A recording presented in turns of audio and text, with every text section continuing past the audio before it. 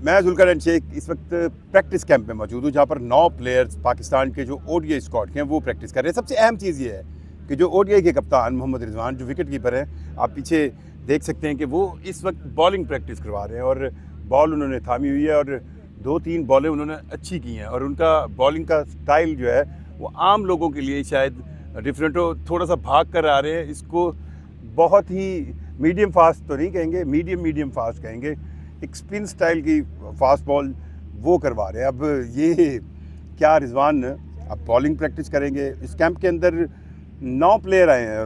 रिजवान है, बाबर है, तैयब ताहिर है, वसीम जूनियर है, आकिब जावेद है, अब्दुल्ला शफीक है, उसने भी आज गुफ्तगू की, वो बात करेंगे। नसीम शाह वो यहाँ पर है, इमामुल हक है। सो ये प्लेयर जो है वो ज्वाइन करेंगे पाकिस्तान टीम को न्यूजीलैंड के अंदर। और न्यूजीलैंड के अंदर पाकिस्तान टीम वाइट बॉल के अंदर अभी T20 में तो कुछ अच्छा नहीं कर रही। 2 मैच पहले बहुत आसानी से पाकिस्तान टीम हार गई है। रिजवान बतौर कैप्टन और बतौर प्लेयर क्या कोई नई साइड पर जाना चाह रहे हैं जो आज उनकी बॉलिंग प्रैक्टिस देखी है? अच्छा, आज उन्होंने कुछ ज़्यादा फोकस नहीं किया बैटिंग प्रैक्टिस पर, और बैटिंग प्रैक्टिस पर फोकस ना करने की वजह क्या ख़ास हो सकती है कि आज उन्होंने ज़्यादा कीपिंग प्रैक्टिस की, कीपिंग के बाद वो अब बॉलिंग प्रैक्टिस कर रहे हैं। तो क्या रिजवान ये चाह रहे हैं कि कोई एक एक्सपेरिमेंट ऐसा हो जिसमें वो बतौर कप्तान टीम का हिस्सा हों, बतौर बैटर टीम का हिस्सा हों, बतौर ऑप्शनल बॉलर टीम का हिस्सा हों, लेकिन बतौर कीपर ना हो? और कीपर जैसे अब वो उस्मान के बारे में कहा जाता है कि वो पिछले एक अरसे से पाकिस्तान टीम के साथ ट्रैवल कर रहे हैं, लेकिन उनको खिलाया नहीं जा रहा। उस्मान खान के लिए मेरा ख्याल है वो सबसे ज़्यादा ऐसे प्लेयर बनते जा रहे हैं इस जो मौजूदा स्लॉट ऑफ प्लेयर्स है। आपको याद होगा ऑस्ट्रेलिया में भी वो ट्रैवल कर रहे थे, जिम्बाब्वे में भी वो ट्रैवल कर रहे थे, जनूबी अफ्रीका में भी ट्रैवल कर रहे थे। और उसकी वजह ये है कि उनको as a reserve wicketkeeper रखा जाता है। और रिजवान जो कि आप कहें ना जेन्युइन एक विकेट कीपर है और उन्हीं को इस टीम में खिलाया जाता है एज ए कैप्टन भी, और पहले भी वो टीम का एक कहें ना मस्ट पार्ट थे। तो आज की इस बॉलिंग से कई सवाल उठ रहे हैं। सवाल यही उठ रहे हैं कि क्या रिजवान अब ये सोच रहे हैं कि उनकी जगह पर टीम के अंदर कोई और कीपर होना चाहिए, और बॉल जब आती है तो फिर आपको थोड़ा सा जिसको पंजाबी में कहते हैं ना तरा निकलता है आपका। सो बहरहाल ये अब शॉट पता नहीं रिजवान को बॉल पे पड़ी है। रिजवान अभी आज की उनकी जो इस प्रैक्टिस सेशन में ज़्यादा थी, पहले उन्होंने कीपिंग की प्रैक्टिस की, कीपिंग के बाद उन्होंने बॉलिंग प्रैक्टिस की। हो सकता है थोड़ी देर बाद वो बैटिंग प्रैक्टिस करें। पाकिस्तान टीम न्यूजीलैंड ये जो ओडीआई के 9 प्लेयर है, ये मेरा ख्याल है 23 तारीख को फ्लाई करेंगे और 29 को पहला ओडीआई पाकिस्तान में खेलना है।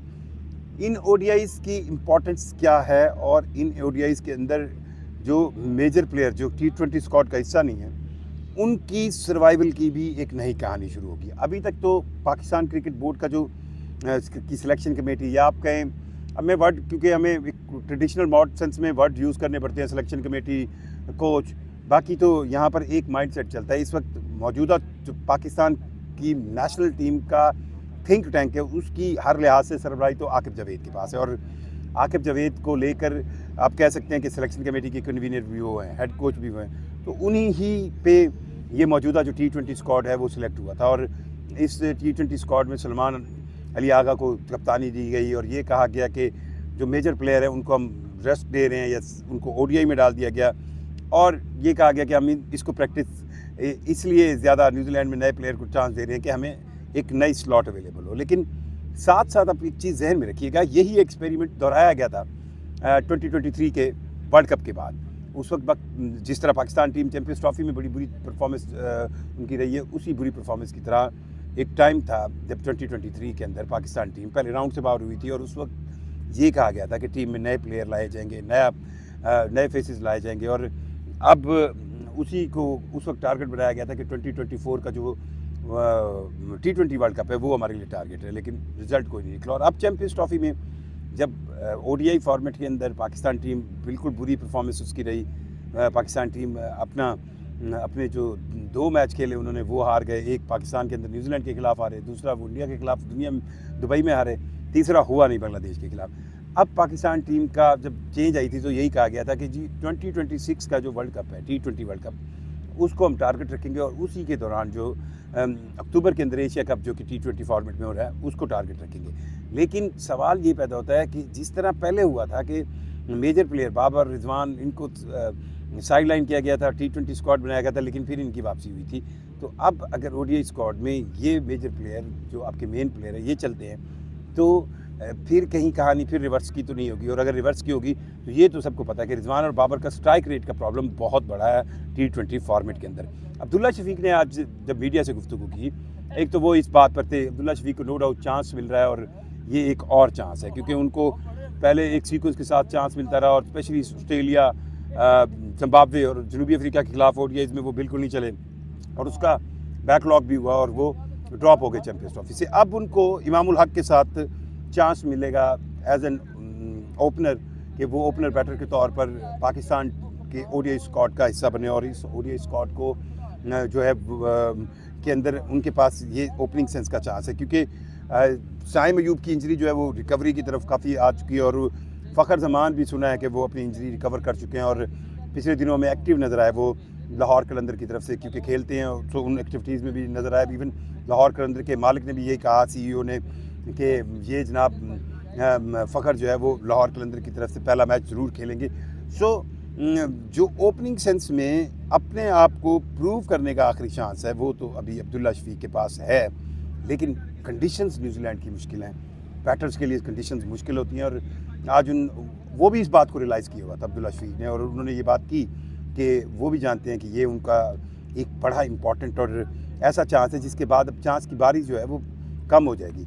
सो ODI सीरीज़ के अंदर पाकिस्तान के वो प्लेयर जो स्पेशली बैटिंग सेंस में हैं, चाहे वो सीनियर प्लेयर हैं बाबर और रिजवान, चाहे वो अब्दुल्ला शफीक जैसे प्लेयर है, इवन तैयब ताहिर जैसे प्लेयर को भी अपने आप को प्रूव करने के लिए इन 3 ODIs में कोई अच्छी परफॉर्मेंस दिखानी होगी। T20 में तो 2 मैचेस हारने के बाद अब लग ऐसे रहा है कि इस सीरीज़ को न्यूजीलैंड से खींचना तकरीबन नामुमकिनात में, और अगर न्यूजीलैंड के ख़िलाफ़ पाकिस्तान टीम अगले 3 T20 में बहुत ही अच्छा परफॉर्म करे और ये सीरीज़ जीत ले, तो मेरा ख्याल है ये तो फिर वो कहे ना, पाकिस्तान टीम की तमाम जितने भी गिले शिकवे है वो धो देगी। लेकिन ऐसी कोई रमक नज़र नहीं आई है, ऐसी कोई बात नज़र नहीं है, ऐसी कोई बॉलिंग अपना एफर्ट नज़र नहीं आई, टीम एफर्ट नज़र नहीं आई।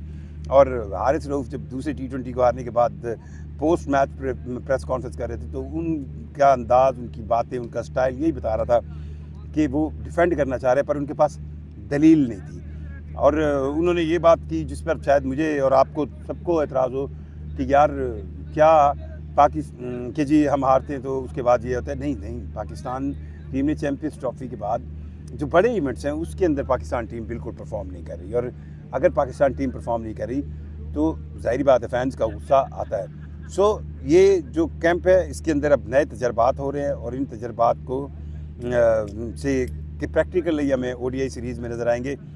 आपको क्या लगता है कि रिजवान को बॉलिंग प्रैक्टिस ज़्यादा करनी चाहिए और बतौर बैटर खेलना चाहिए, और उनको ऑलराउंड सेंस में बॉलिंग भी करवानी चाहिए, विकेट कीपिंग नहीं करनी चाहिए? कमेंट करके ज़रूर बताइएगा। मुझे ज़रूर करना है, इनको इजाज़त दीजिए। अल्लाह हाफ़िज़।